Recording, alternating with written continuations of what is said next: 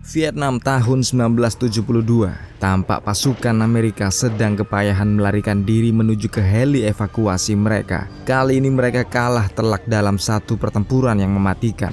Satu serdadu muda tampak tertembak di kaki dan gagal mencapai Huey di depannya. Sementara satu orang berusaha mengangkatnya, namun sial, keduanya masih gagal dan terpaksa ditinggal begitu saja.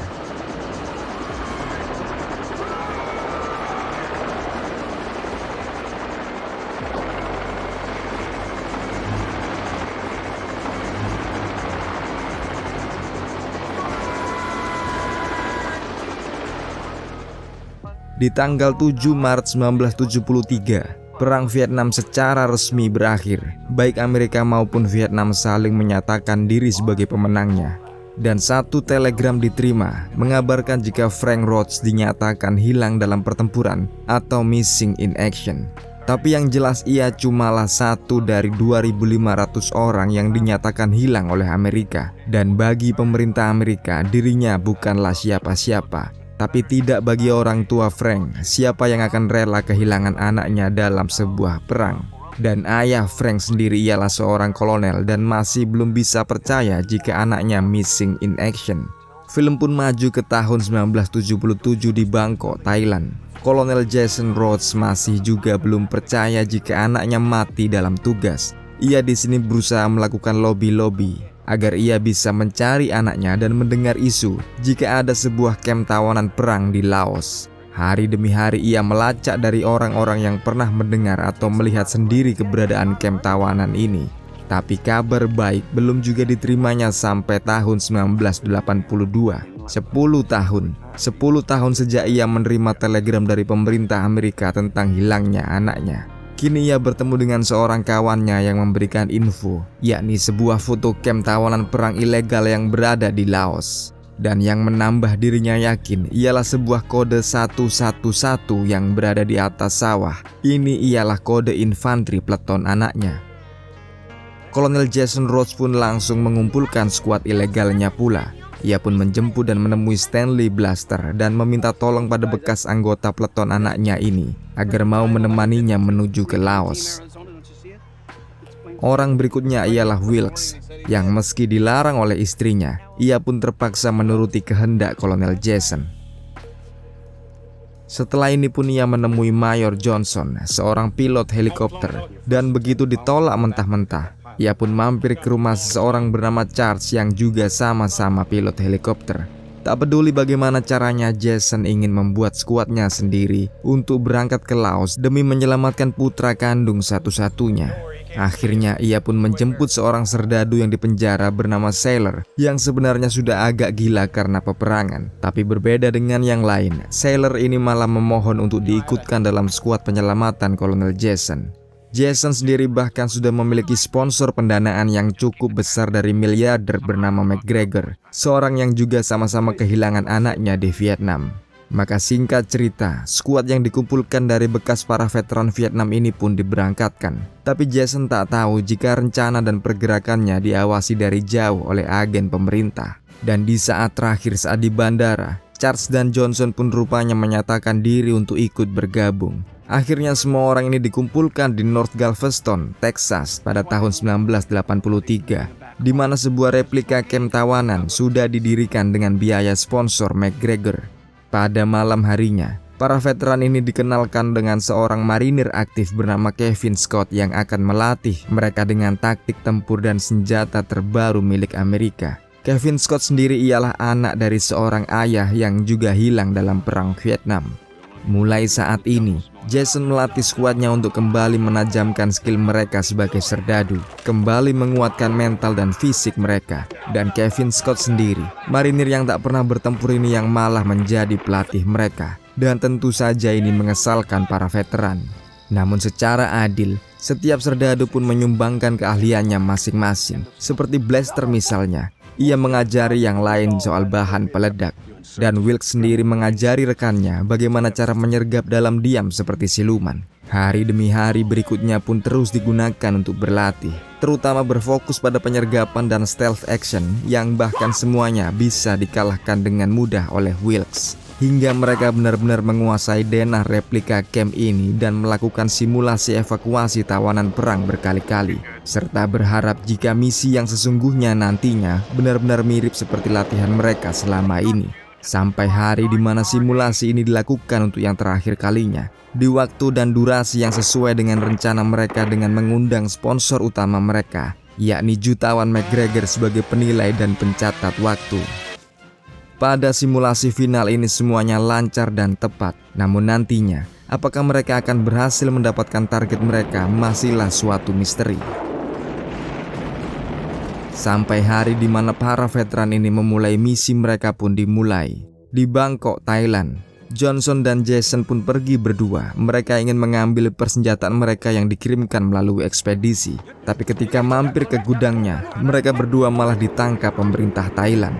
Dan ternyata ini ialah CIA yang ingin menghalangi misi Jason. Kini CIA malah merampas seluruh senjata yang mereka kirimkan dari Amerika. Tapi Jason tak mau menyerah begitu saja. Meski akhirnya skuad ini harus patungan dan menghalalkan segala cara untuk mendapatkan senjata dan transportasi yang baru. Keesokan harinya dengan sebuah truk curian, skuad Jason beredar menjelajahi Bangkok dan masuk ke sebuah kafe di pelosok untuk bertemu dengan Mr. Jiang, seorang bandar besar heroin yang mengenalkannya pada seorang ekspatriat Prancis penjual senjata ilegal. Namun karena Jason kini tak punya dana untuk dihabiskan sekali lagi, ia pun hanya mendapatkan senjata-senjata kuno, bekas, dan lawas. Maka dengan bekal persenjataan apa adanya ini, skuad Jason pun melanjutkan perjalanan menuju ke perbatasan Laos, menerabas hutan dan menaiki gunung, ditemani dengan Mr. Jiang dan dua orang putrinya sebagai penunjuk jalan. Sampai di suatu titik, mereka dipergoki oleh tentara perbatasan Laos yang mengira mereka akan mengantar suplai heroin. Namun jelas Jason tak akan berkompromi dengan para petugas ini dan langsung saja membuka pertempuran.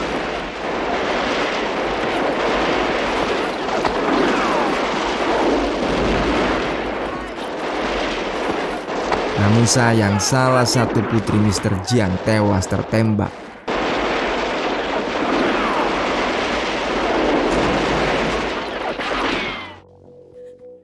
Setelah mengubur putrinya, Mr. Jiang yang menahan tangis dan sedihnya ini memilih untuk terus menemani skuad Jason dan melanjutkan perjalanan. Dan beberapa jam kemudian, Jason membagi skuadnya menjadi dua, skuad darat dan skuad udara. Skuad udara berisi kedua pilot, yakni Johnson dan Charles, ditemani dengan sailor dan putri Mr. Jiang serta Kolonel Jason sendiri. Sementara skuad darat diperkuat dengan Kevin Scott, Blaster, Wilkes, dan Mr. Jiang. Beberapa jam kemudian skuad darat benar-benar sampai di apa yang menurut isunya ialah kamp tawanan perang. Namun anehnya semua tampak sepi di sini. Tak terlihat satupun tawanan ataupun penjaga. Namun yang jelas di sini ialah skema, denah, dan letak serta posisi bangunan memang sama persis dengan replika yang selama ini mereka pelajari. Sementara itu skuad udara akhirnya juga telah sampai di balik bukit tepat di belakang kamp tawanan. Sampai datang sebuah helikopter Huey dan mereka pun memutuskan untuk mengikutinya. Kita balik ke skuad darat yang mulai curiga jika camp ini sudah dikosongkan. Wilkes yang tak puas pun segera meluncur turun dan merapat. Sedangkan Blaster juga ingin memeriksa jembatan yang menjadi targetnya nanti. Sampai akhirnya mereka berdua tiba di sebuah pipa pembuangan yang menjadi teror tersendiri bagi Wilkes karena ia memang klaustrofobik. Dengan sangat terpaksa Wilkes menjelajahi pipa ini dan akhirnya sampai ke sebuah sumur kering yang tembus tepat di dalam tembok camp. Ia pun terus mempenetrasi area ini.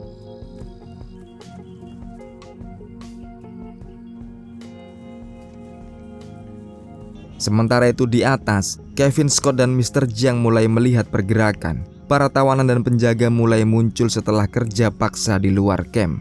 Sementara itu di dalam, Wilkes terus mensurvei gubuk demi gubuk, sampai akhirnya ia bertemu dengan salah satu tawanan.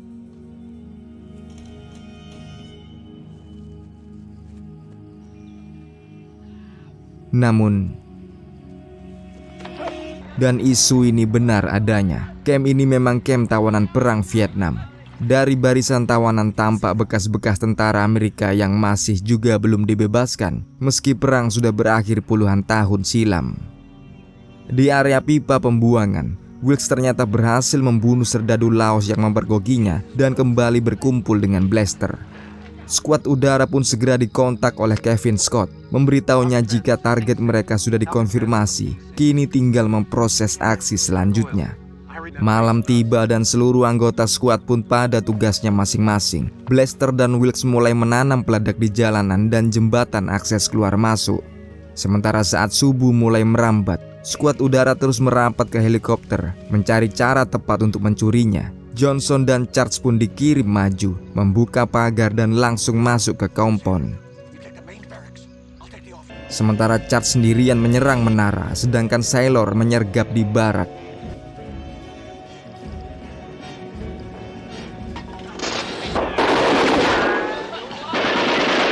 Dan Johnson pun langsung naik ke Huey, berusaha menyalakan mesinnya.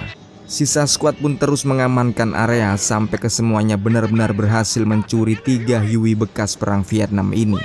Kita simak aksi skuad darat yang hingga kini masih menunggu sinyal. Matahari sudah naik tinggi dan di bawah mereka, tawanan berbaju hitam ini pun digiring keluar camp lagi.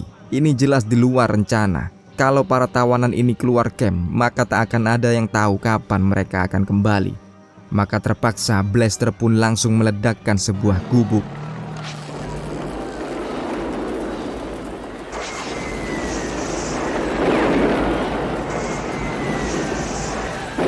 Dengan kekacauan ini semua tentara Laos tersadar dan makin waspada. Namun bom Blaster di jembatan gagal meledak karena kesalahan detonator, membuat Blaster lari berusaha membetulkannya, namun malah tertembak. Blaster akhirnya sampai di jembatan dan mengeksekusi aksinya meski harus mengorbankan dirinya sendiri.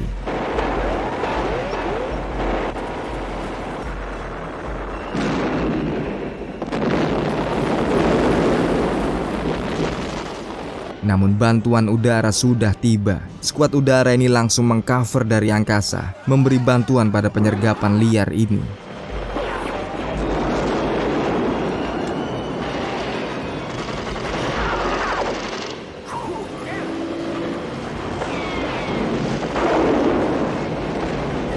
Tapi akhirnya helikopter Kolonel Jason pun harus rela tertembak dan jatuh menabrak gubuk.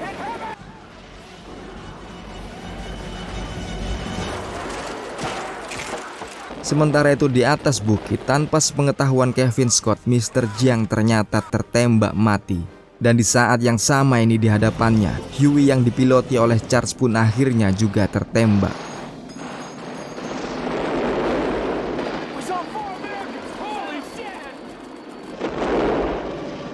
Dan di bawah di tengah kekacauan dalam camp, Sailor bersama skuad darat lainnya menyerbu dan berusaha mencari tawanan asal Amerika.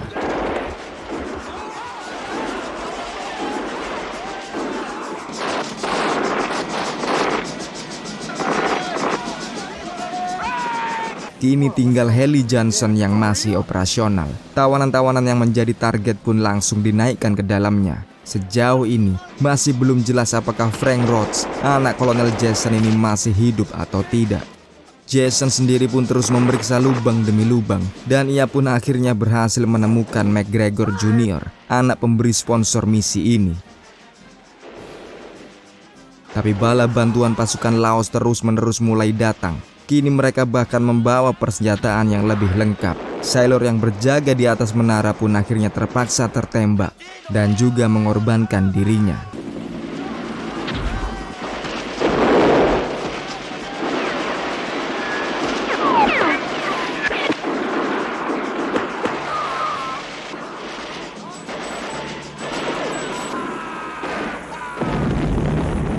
Dengan naiknya Charles dan Kevin Scott, Huey ini pun kabur menjauh.